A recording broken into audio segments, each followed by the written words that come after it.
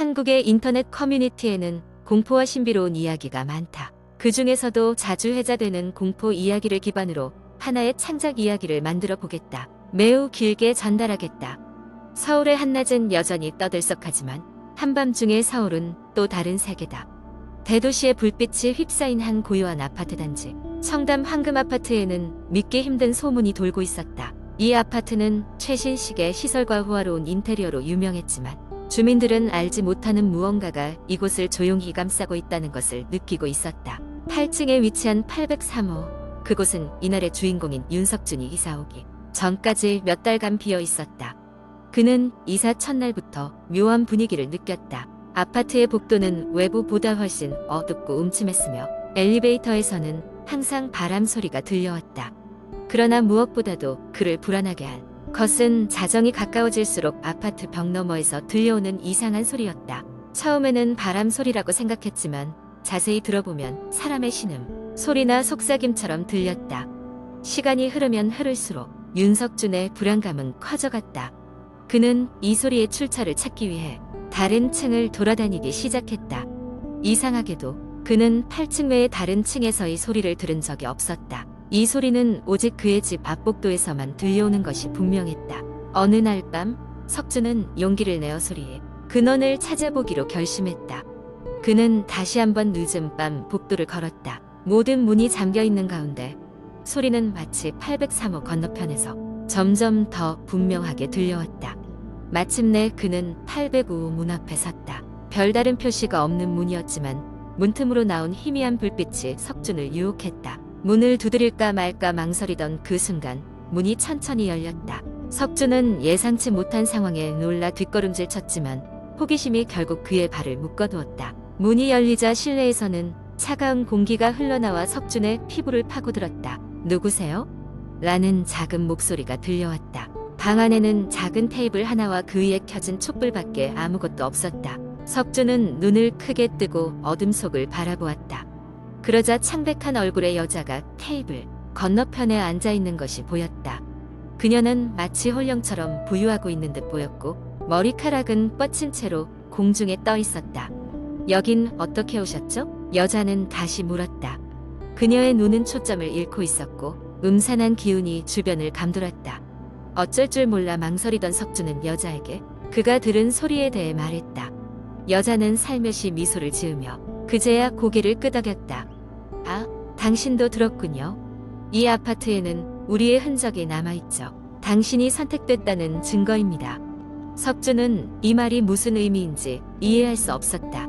그 여자는 이제 눈에 확연한 슬픔과 불안을 띠고 있었다. 여기는 전쟁의 흔적이 남아있는 곳이에요.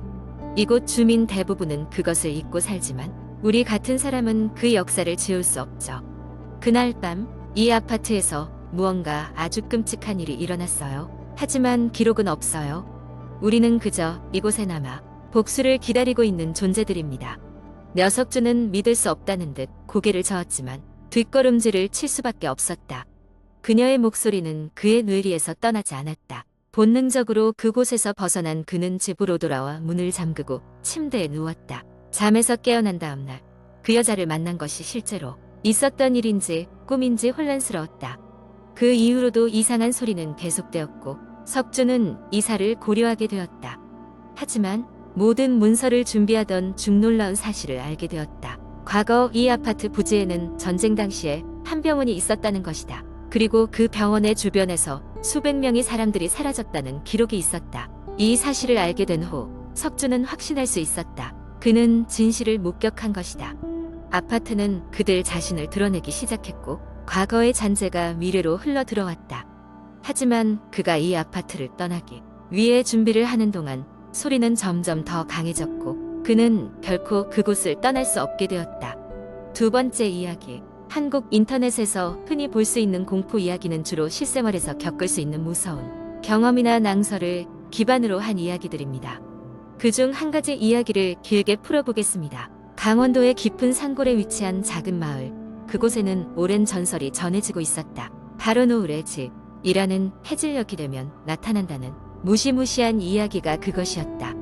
그 집은 오래전 어느 부부가 살던 고택이었는데 그 부부는 아이가 없는 것에 대한 슬픔과 외로움 속에서 삶을 이어가고 있었다고 한다. 어느 날 부부는 마을 장터에서 돌아오는 길에 길가에 버려진 아기 바구니를 발견했다. 그들은 주저없이 바구니를 집으로 가져가 아이를 키우기로 했다. 아이는 정말 사랑스러웠고 부부는 점차 외로움을 잊고 행복한 나날을 보내기 시작했다.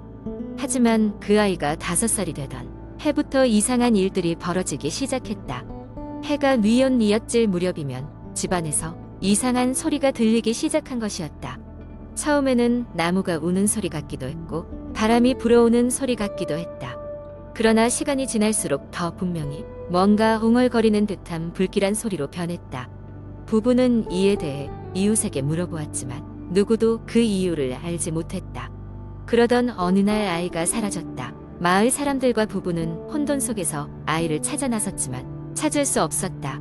이후 그 집은 누가 봐도 쇠락해 가고 있었고 더 이상 그곳에 머무는 사람은 없었다. 부부 또한 마을을 떠나버렸다. 시간이 흘러 이야기는 점점 잊혀지는 듯 했지만 그 집에 관한 소문은 오랫동안 사라지지 않고 남아 있었다. 해가 지고 노을이 지기 시작하면 그 집 옆을 지나가는 사람들은 으스스한 기운을 느끼곤 했다. 특히 노을이 질 무렵이면 그 옆을 지나던 사람들은 엄마를 부르는 아이의 목소리가 들린다고 했다. 그 목소리는 애처롭고 처량했으며 듣는 이의 마음을 무겁게 만들었다. 어느 해 여름, 도시에 살던 한 젊은 부부가 도시 생활에 지쳐 잠시 조용한 곳에서 지내기로 마음먹고 그 마을로 왔다. 그들은 아무것도 모른 채 마을의 고석진 곳에 위치한 저렴한 숙소로 노을의 집 옆을 선택하게 되었다. 마을 사람들은 그들이 선택한 장소가 바로 전설 속의 그 집 옆인 것을 알고 안타까워했으나 부부는 그런 전설 따위는 개의치 않았다. 처음 며칠은 아무 일도 일어나지 않았다. 그러다 그들이 온 지 일주일째 되던 날 해질녘 무렵에 무언가 귀에 익은 듯한 소리가 들려왔다. 처음에는 바람이 부는 소리라고 생각했다. 그러나 소리는 점점 또렷해졌고 마침내는 어리숙한 아이의 목소리로 변해 엄마를 부르고 있었다. 두려움 속에서 그 소리를 쫓아간 부부는 노을의 집에서 사라진 아이의 혼령을 마주하게 된다. 그 아이의 혼령은 떠돌다 그 집에 남겨졌고 오직 해가 질 때만 그리운 부모를 부르며 짧은 순간 그곳에 나타난다고 했다. 아이의 혼령은 부부에게 자신의 이야기를 전했고 부부는 마을 주민들과 협력해 그 집을 정성껏 수리하고 아이의 혼을 위로하기 위한 작은 재단을 마련했다. 이후로도 마을 사람들은 해질녘 노을의 집을 지나칠 때마다 아직도 아이의 목소리가 들린다고 하지만 그 소리는 전처럼 슬프거나 애처롭지 않았다고 입을 모아 말한다. 아이의 혼령은 마침내 부모와의 재회를 꿈꾸며 평화롭게 떠돈다고 전해진다. 이 이야기는 인터넷을 통해 퍼지면서 많은 사람들에게 공포와 동시에 애틋함을 안겨주었다. 그리고 이 지역을 방문하는 사람들은 노을의 집 옆을 조심스럽게 지나며 그 아이의 영혼에게 따뜻한 인사를 전하기도 한다. 세 번째 이야기. 나는 평범한 회사원으로 서울의 한 번화가에서 작은 오피스텔을 하나 얻어 살고 있었다. 출퇴근의 편리함 때문에 선택한 곳이었다. 하지만 그곳에서의 생활이 점점 불안과 공포로 물들어갈 것이라는 건 상상도 못했다. 처음 이상한 점을 느낀 건 이사한 지 일주일쯤 된 어느 밤이었다. 새벽 2시쯤 갑자기 창문 쪽에서 이상한 소리가 났다. 누군가가 창문을 긁는 듯한 소리. 처음에는 바람에 나뭇가지가 문에 닿는 소리라고 생각했다. 하지만 곧이어 느껴지는 싸늘한 기운에 잠이 깨버렸다. 내일 출근도 해야 하고 평소 불면증은 없던 터라 피곤했지만 다시 잠들려고 애썼다. 그런데 그 다음 날도 같은 시간에 같은 소리가 들렸다. 창문을 열어보면 아무것도 없는 텅 빈 복도가 나를 맞이했다. 결국 이사를 고려할 정도로 불안감이 커져가고 있었다. 어느 주말밤 나는 친구들과의 모임에서 술을 좀 마셨다. 늦게 돌아와 잠자리에 들었지만 그날은 이상하게 깊게 잠들지 않고 꺼다 놓은 자리처럼 잠에서 깨어나 보니 새벽 2시였다. 그리고 어김없이 그 소리가 들려왔다. 하지만 이번에는 뭔가 다르게 느껴졌다. 소리뿐만 아니라 창문을 통해 밖에서 무언가가 나를 보고 있다는 기분이 들었다. 한동안 그 소리를 무시하려고 애썼지만 불길한 예감은 지울 수 없었다. 결국 나는 건물 관리인에게 이 이야기를 털어놓았다. 그는 내 이야기를 듣더니 잠시 망설이며 한 가지 이야기를 해주었다. 몇 년 전 이 건물에는 상층부에 살던 한 여자가 있었다고 한다. 그녀는 사랑하는 남자와의 이별 후 극심한 우울증에 시달렸고 결국 그 남자를 기다리다 창문에서 불행한 사고를 당했다고 한다. 그녀가 마지막으로 했던 말이 내가 돌아올 테니 기다려줘 였다고 전해진다. 사건 이후로 몇몇 세입자들이 한밤중에 그녀의 흔적을 느꼈다는 소문이 돌기 시작했다며 관리인이 말했다. 나는 소름이 끼쳤지만 도저히 그 이야기만으로 확신할 수 없었기에 다른 증거를 찾기로 했다.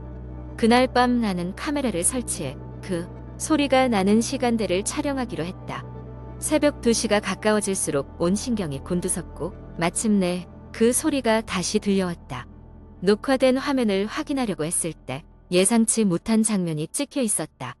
흐릿했지만 명백하게 창문 밖에 한 여자의 얼굴이 비치고 있었다. 창백한 얼굴과 슬픈 눈으로 나를 바라보고 있는 그 여자. 다음 날 나는 서둘러 이사를 결심했고 그 건물을 떠났다. 시간이 흐른 지금도 그날의 기억은 여전하다. 그리고 가끔 창문을 바라볼 때마다 심장이 두근거리는 걸 느낀다. 그 여자의 마지막 메시지는 정말 나를 향한 것이었을까? 아니면 그녀가 여전히 건물 어딘가를 떠돌고 있는 걸까?